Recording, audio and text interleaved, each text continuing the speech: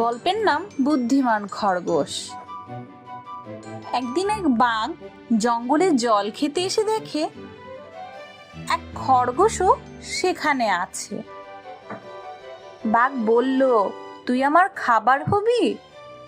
খরগোশ ভয় না পেয়ে বলল, ঠিক আছে, কিন্তু জঙ্গলে আর একটা বাঘ আছে যে নিজেকে জঙ্গলের রাজা বলে।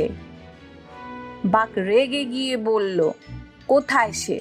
নিয়ে চল আমাকে। খরগোশ তাকে একটা কুয়োর কাছে নিয়ে গেল আর বলল, এই যে কুয়োর ভিতরে তাকাও। বাঘ কুয়োর জলে নিজের প্রতিচ্ছবি দেখে ভাবলো, এটাই সেই আর একটা বাঘ।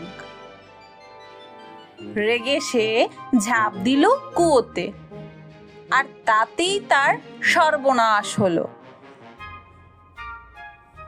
শিক্ষণীয় বার্তা, বুদ্ধি দিয়ে কাজ করলে বড় শত্রুকেও হারানো যায়।